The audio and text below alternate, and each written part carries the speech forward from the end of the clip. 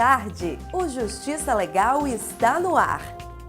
No programa de hoje você vai conferir uma iniciativa inédita em Santa Catarina. Detentos da penitenciária de Canhanduba, em Itajaí, se dedicam aos estudos, pensando em ingressar no mercado de trabalho depois de saírem do presídio. No quadro Entrevista, uma conversa com a juíza Brigitte Remor de Souza Mai sobre direito e publicidade infantil.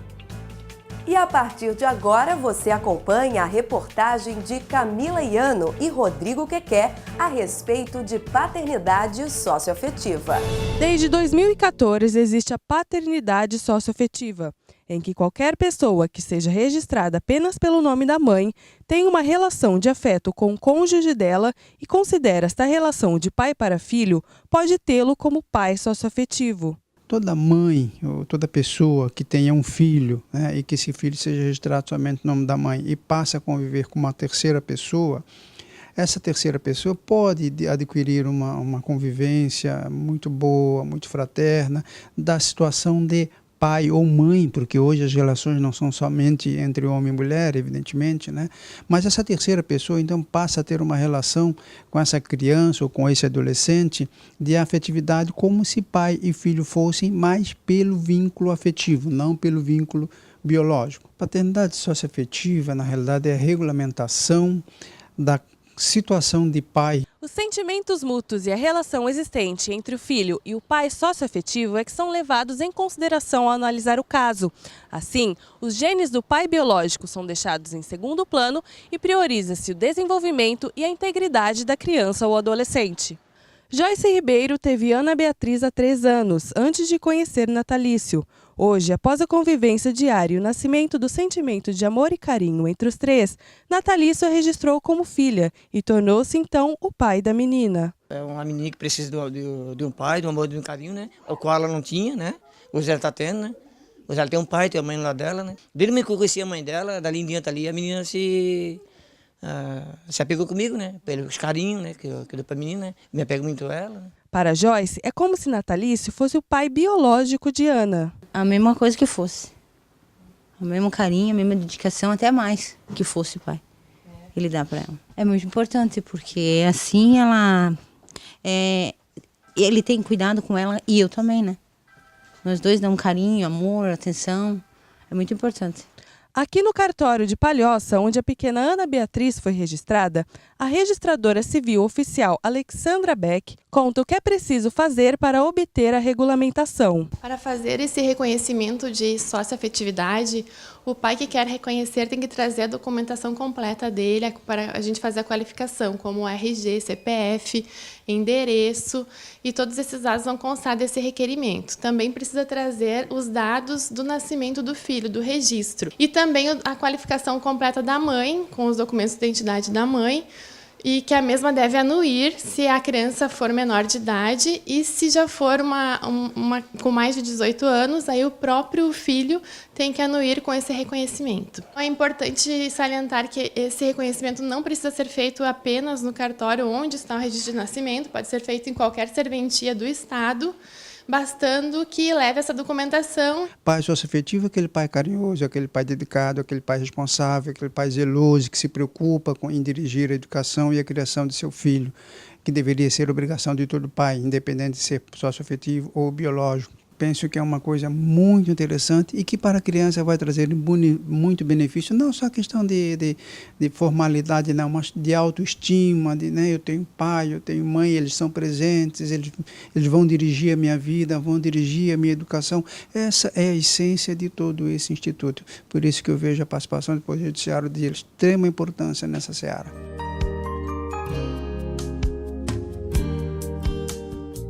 Pela primeira vez em Santa Catarina, presos com bom comportamento, ensino médio completo e que trabalham dentro de uma penitenciária têm a oportunidade de ingressar na universidade em um curso totalmente à distância.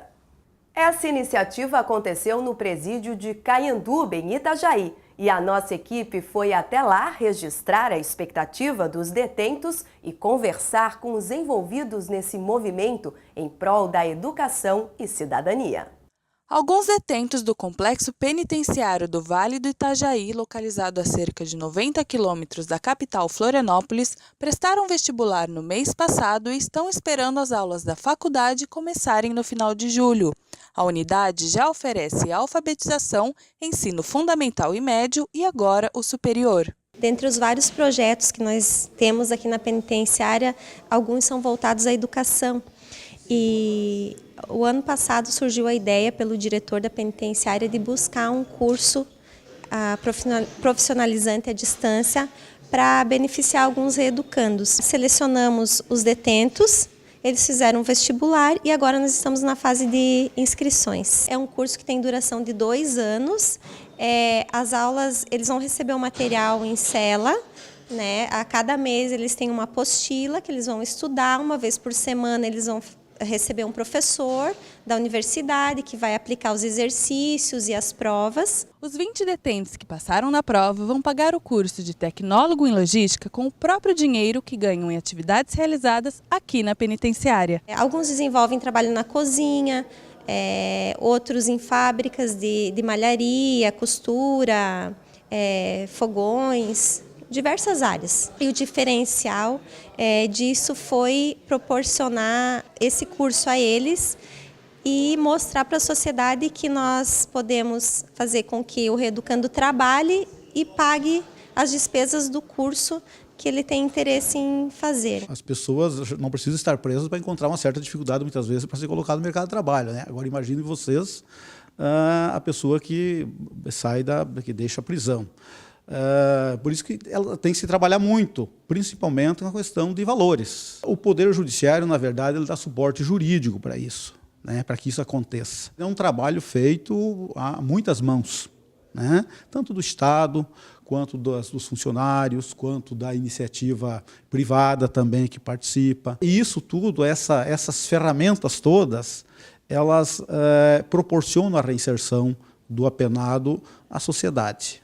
Para os cozinheiros da penitenciária Douglas e Bruno, que conseguiram a vaga para o curso, a oportunidade de se formar no ensino superior de dentro da cela é importante para uma melhor socialização fora dela. Terceiro grau, independente se é logística ou outra faculdade, é necessário. Ainda mais nós, quando nós saímos, nós temos que se ressocializar, a gente já tem um passo, que é o terceiro grau. A expectativa é boa, porque é um setor que a gente aproveita em qualquer profissão, né? Logística, a gente hoje participa de qualquer trabalho, né? Além de todas as atividades que a penitenciária nos oferece, na parte de saúde, a parte de psicologia, faltava realmente só essa parte mesmo para a gente sair daqui com uma graduação. Isso vai ser muita importância para começar a nossa caminhada quando nós sairmos daqui, né? É uma das melhores oportunidades, acho que é a base, né, para nós sermos aqui ressocializados. O desafio e o grande diferencial dessa oportunidade para eles é eles trabalharem, arcar com as próprias despesas, né, do curso e mostrar para os familiares que eles têm interesse em mudar, que eles estão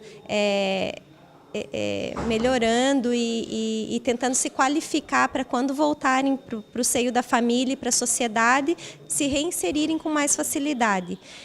Isso traz muita satisfação para eles, para os familiares, o que possibilita que a saída deles daqui seja um pouco mais tranquila.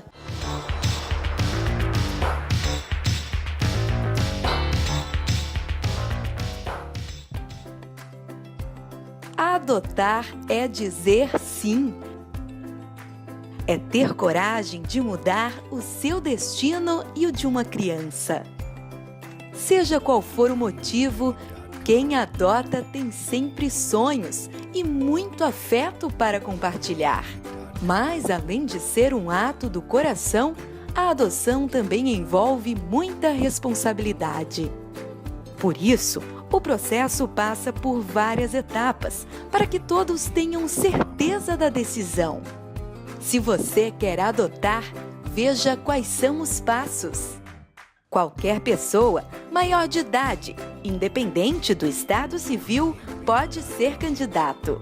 E quando estiver preparado, saiba que muitas crianças estarão esperando por você e pela oportunidade de ter uma família.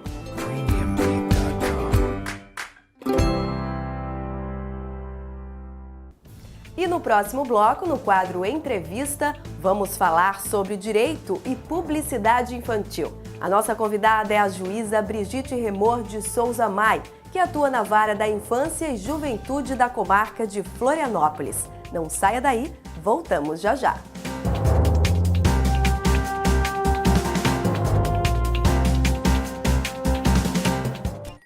Em questão de segundos, uma família será condenada por irresponsabilidade on the rocks.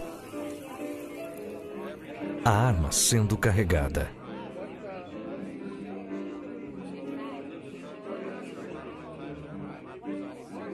Arma empunhada.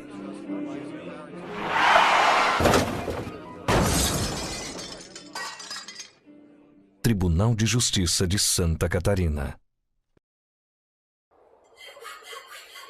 A maioria das pessoas sofre de um mal crônico, principalmente quando falamos de ex-apenados.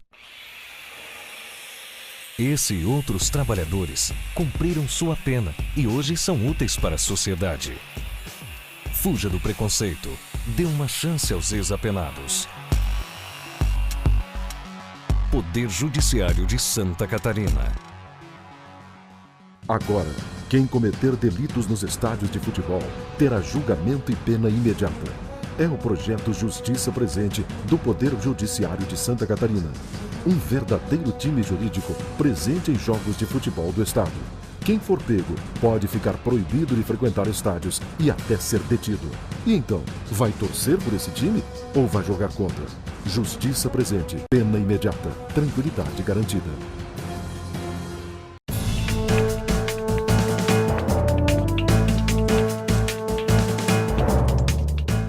A nossa convidada de hoje no quadro Entrevista é a doutora Brigitte Remor de Souza Mai, que atua na Vara da Infância e Juventude da comarca da capital e veio conversar conosco a respeito de direito e publicidade infantil. Mas antes, vamos acompanhar uma matéria que aborda o assunto. Uma resolução de 2014 do Conselho Nacional dos Direitos da Criança e do Adolescente, órgão vinculado à Presidência da República, considerou abusiva e ilegal qualquer publicidade voltada a crianças. De acordo com a norma, a mensagem pode continuar existindo, mas deve ser dirigida exclusivamente aos adultos. Há estudos na neurociência mostrando o quanto que o excesso de televisão na vida das crianças faz com que haja uma diminuição do senso crítico, porque há um excesso de estímulos, de cores, de músicas, de fala, e a criança não consegue absorver todos esses estímulos na velocidade que eles se dão. Hoje a gente tem uma realidade social de muita utilização da televisão nos cuidados da criança. Então, eu não dou conta de cuidar do meu filho, e aí eu ligo a televisão para que ele se distraia, e eu tenho um sossego, eu tenho um respiro, eu tenho um tempo para fazer as minhas coisas. O que acontece? A criança vai receber aquele estímulo e vai procurar satisfazer as suas necessidades a partir daquela propaganda. Então, vai pedir para o pai o brinquedo que aparece ali, que é o brinquedo que está trazendo a diversão, que está ocupando o espaço dela, e o pai que sabe que está em defasagem com a criança, sente culpa por também não estar dedicando o seu tempo pela criança, embora ele coloque como prioridade o seu desenvolvimento, que isso vai trazer o retorno para a criança, pelo menos financeiro, o pai vai e compra. Para Luciana, psicóloga do Tribunal de Justiça de Santa Catarina, com a diminuição do senso crítico, a criança pode basear os próprios comportamentos com o que está sendo reproduzido na televisão e nas propagandas. A publicidade, especificamente, ela também faz uma confusão na cabeça da criança entre a relação do ter e do ser. Ela faz a criança acreditar, e aí depois disso, como adulto também, acaba tendo repercussões, faz a criança acreditar que ela tendo aquilo, ela é algo a mais, assim como, por exemplo, um estímulo de associar um produto a um alimento, a criança também pode se equivocar de que esse alimento é bom, porque está me dando um presente. Isso pode gerar comportamentos inadequados, do sedentarismo também, comportamentos mais agressivos, mas, sobretudo, uma alienação, uma passividade frente às questões da vida. Alguns pais que trabalham no tribunal e que se preocupam com o tempo de exposição dos filhos em frente à TV contam o que acham das intenções por trás das propagandas e o que fazem para amenizá-las. Criança costuma pedir tudo, né? Tudo que vê na TV é encantador, é bonito, eles pedem. E aí, quando acontece isso, nós procuramos conversar com ele para ver a real necessidade daquilo. Muitas coisas são atrativas, encantadoras, mas por trás a gente sabe que não é bem assim. Eu acho que, na verdade, um golpe baixo, né? Fazendo toda essa... esse ataque a quem não tem a personalidade formada, né? Porque a maioria das famílias, elas se sentem pressionadas pelas crianças para comprar coisas que elas nem sabem que nem precisam, né? E nem sabem o porquê estão querendo, né? E estão se sentindo infelizes por não ter. Às vezes tem também a questão, mas o meu coleguinha tem, né? Então, explicando que não se pode ter tudo que os coleguinhas têm, que... Na verdade, o coração da gente sempre gostaria de dar tudo, mas a gente tem que sempre pensar em que tipo de pessoa você quer que ele se torne, né? Segundo os psicólogos, é importante que, se a criança quer assistir televisão, ela esteja acompanhada de um adulto para que este possa conversar e discutir sobre o que está sendo oferecido pela mídia. Há uma responsabilidade dos pais nisso, porque daí liberam a televisão para fazer um papel de educação, que não é uma verdade que ela faz, e sim uma distração muito perigosa por falta de ética e de uma série de outras questões que a televisão não se preocupa. Não há nenhuma informação ali sem um interesse. E nem sempre esses interesses são éticos, nem sempre estão a favor do telespectador. É claro que tudo existe um contexto. A gente também precisa ver que contexto de orientação familiar está sendo dado, que contexto na escola é feito, que estímulos na escola é feito em relação a tudo isso, mas a televisão também tem uma influência importante no contexto da infância.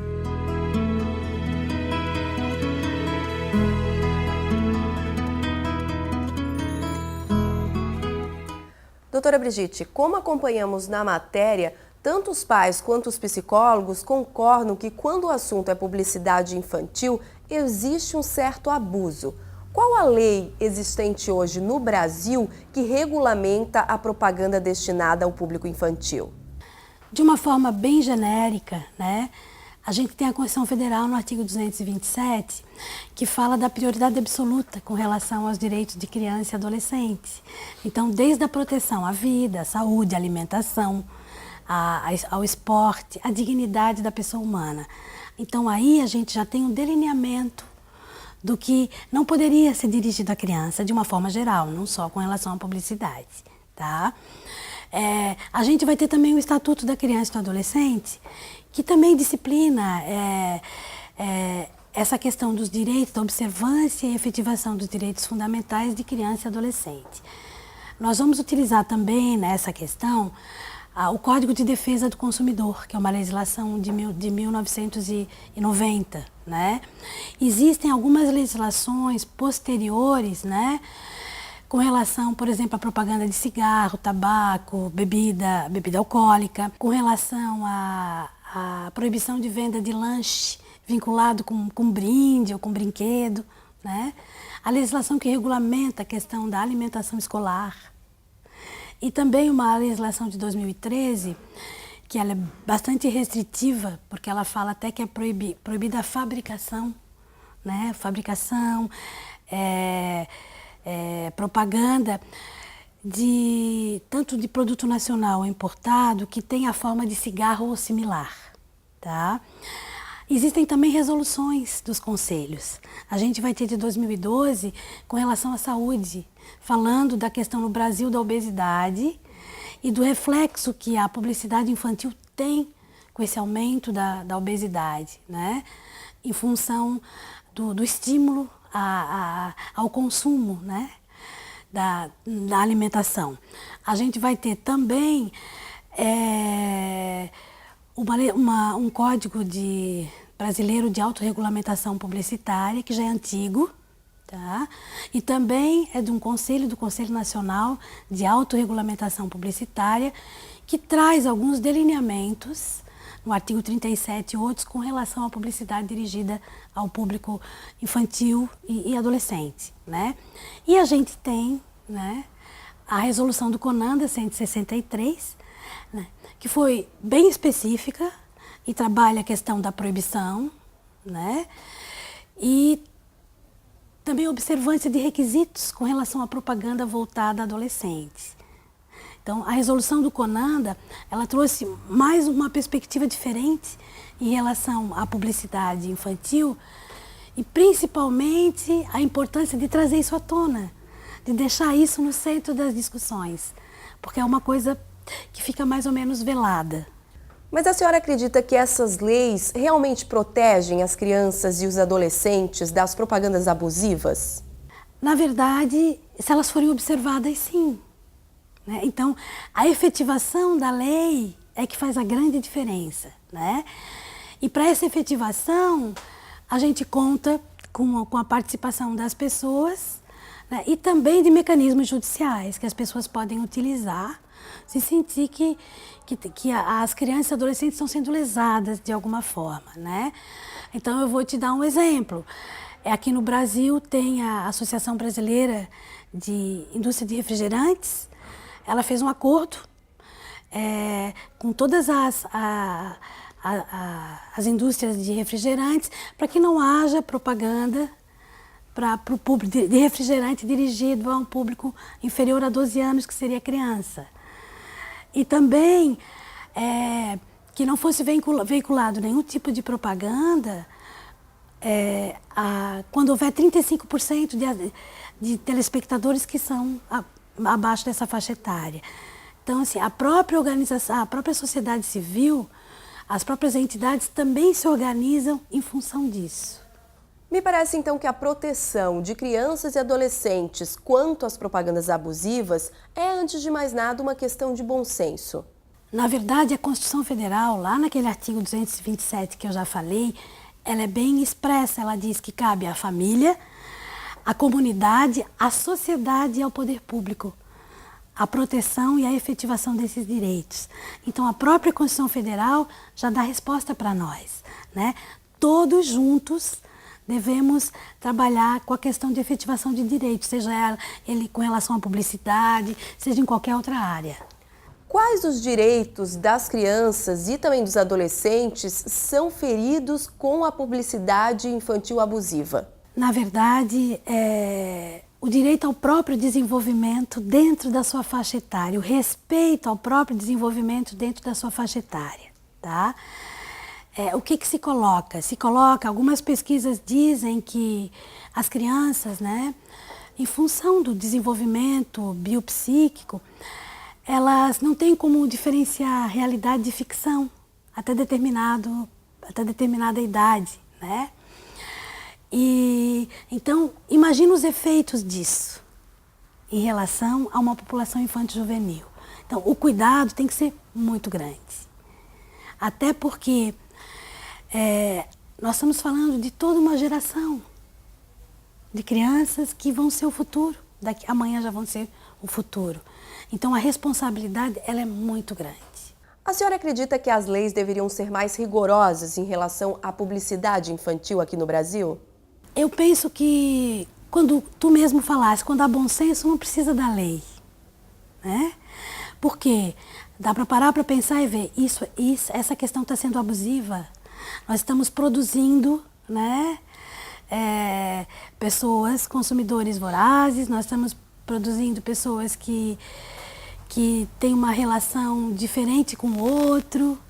É isso que a gente quer. Então, assim, acredito que o bom senso seria melhor do que a própria rigidez da lei. E como equilibrar a proteção das crianças e dos adolescentes com esse atual sistema, essa sociedade que valoriza o consumo? A gente vai ver que em várias democracias já bem consolidadas existe limitação à questão da publicidade infantil, tá? E isso não trouxe nenhum resultado catastrófico para o sistema, vamos dizer assim, para o sistema econômico. Então, a Inglaterra, o Canadá, os Estados Unidos, a a Noruega, a Suécia e vários países. Alguns, como a Suécia, né, aí tem uma legislação extremamente restritiva, proíbe, né, propaganda para criança e adolescente durante determinados horários. Então, assim, essas democracias continuam lá, continuam com o sistema capitalista. Então, eu não vejo que isso vai colocar em risco qualquer tipo de sistema. Tá? Uma segunda questão que é fundamental e que às vezes a gente não tem noção é que as crianças no Brasil são campeãs, estão entre as campeãs de tempo passado em frente à televisão. São cerca de 5 horas na frente da televisão. Então, tanto a publicidade quanto a própria programação, né, ela traz para a criança, ela acaba inserindo valores, né, de socialização, outros tipos de valores, a questão do consumo desenfreado, até a própria erotização precoce, né, que é aquela que não respeita o seu desenvolvimento. E isso com relação à televisão, mas se a gente for para as outras mídias, como a internet, tem pesquisas bem recentes que falam que 78% de crianças e adolescentes que usam a internet têm perfil nas redes sociais. E desses 78%, 52% são crianças de 9 e 10 anos.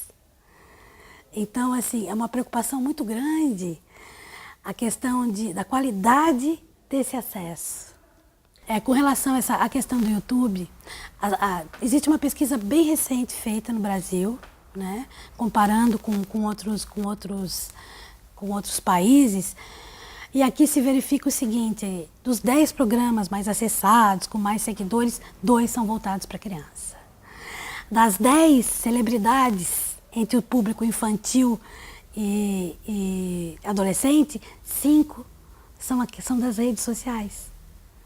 Então, a influência do YouTube em relação às escolhas, né, e até os ídolos, entre criança e adolescente, a gente já percebe a influência do YouTube em relação a isso. A senhora falou sobre obesidade e também sobre erotização. E o aumento da criminalidade tem alguma relação com a publicidade? Existem algumas pesquisas, tá? Normalmente norte-americanas, pelo que eu li, né, que traz algum resultado em relação à questão da violência. Por exemplo, a criança que é exposta a mais programas ou publicidade, né, violenta, ela fica mais, naturaliza a violência. Então, a violência passa a ser para ela uma coisa normal, uma coisa natural. Então, assim, não traz uma indignação, porque ela já está acostumada, né? Existe também uma tendência dessa criança e desse adolescente utilizar métodos de violência para resolver conflito. Porque ele vê que a violência é o que ele vê. Então ele entende que é uma forma eficaz de resolver conflito, quando tem tantas outras formas para a gente equacionar esse tipo de questão, né? Outra colocação é que muitas vezes existe uma identificação dessa criança, desse adolescente, com relação seja a vítima, seja o agressor. E isso também introjeta valores nessa criança, na formação dessa criança, né? Basicamente são essas questões. Teriam outras que derivam dessa questão, que as pesquisas demonstram. A criança que fica muito tempo exposta a esse tipo de mídia, ela tem uma tendência também de se isolar, de ter atividades mais solitárias, no computador, na televisão, né?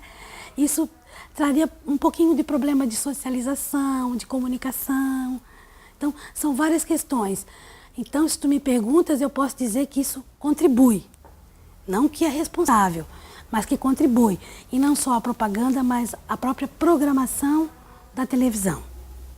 Para finalizar, doutora Brigitte, que ações a senhora proporia tanto para a sociedade civil quanto ao poder público em relação a esse assunto que estamos tratando? Primeiro, o cumprimento às leis que já existem, né? Nós temos instrumentos bem eficazes para controle. Os avanços estão aí. É importante que os pais se reúnam, que os pais discutam, né? Porque eles sentem um reflexo. A gente já viu casos, por exemplo, de crianças que quebram um celular funcionando porque é um novo, porque é um modelo mais novo, né? Então, quer dizer, é o tipo de atitude inconsequente e que está vinculada àquela cultura somente do ter, né? Ao invés do ser. Obrigada, doutora Brigitte Remor de Souza Mais, juíza da Vara da Infância e Juventude aqui da comarca da capital, que falou sobre direito e publicidade infantil. Foi um prazer e muito obrigada. E o programa Justiça Legal de hoje fica por aqui. Agradecemos a sua audiência e esperamos você no próximo sábado a partir das 2 horas da tarde. Até lá!